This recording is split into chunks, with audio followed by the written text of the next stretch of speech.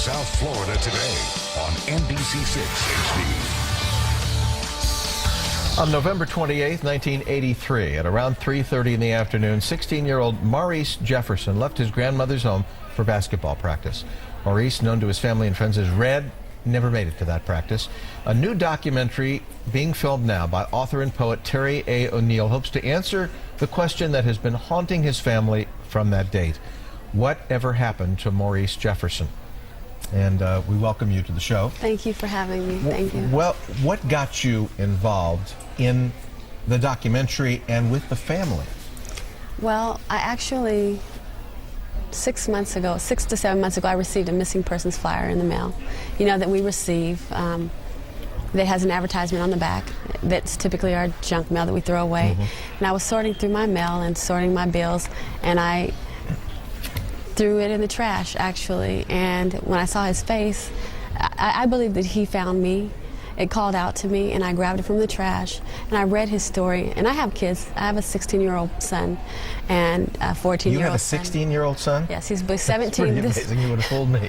He'll be 17 this month. Oh, thank you very much. But my son is also on the basketball team.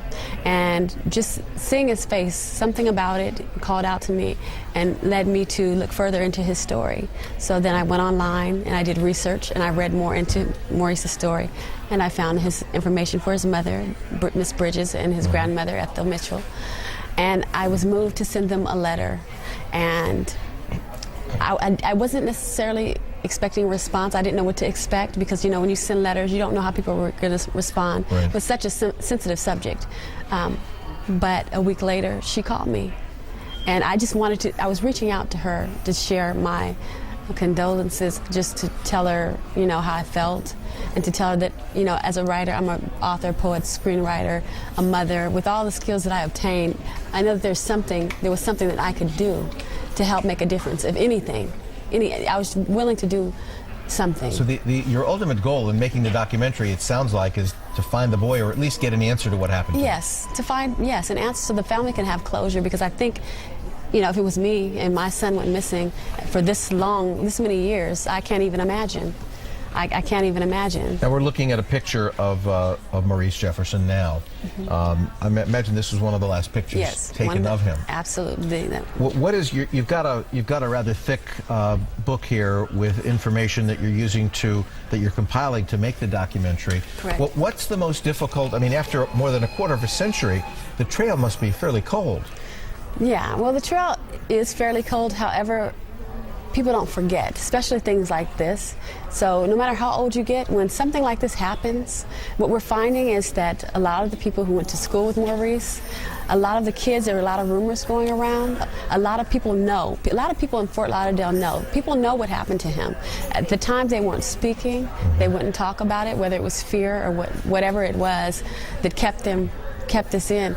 We're hoping that now, 25, 26 years later, they'll be willing to come forward. But how do you even find them? They must be scattered across the country. Well, we have been in the newspapers. We have been online, all over the internet. Let me just point this out. You've got some photos now. Is this what they call age progression? Yes, that is. So to the right is what Maurice probably looks like today. Probably looks like today, at the age of 36. Do you have a gut, or have you talked with police, and do they have a gut as to whether they really think there's a chance he is alive? I have talked to police, and they are hopeful. They've expressed that they don't think that he's alive, but they are still hopeful, and they're trying to follow whatever leads that they get. I mean, it's old. It's an old case, so it's a lot of work. Good luck. Thank you very much. I appreciate your support. With the documentary, and more importantly, in finding the boy, who is a man now. Thank you very much. If you have any information about Maurice that may add to Terry's documentary or help police or the family to find this person, please call 1-866-552-2211. Well, colorectal cancer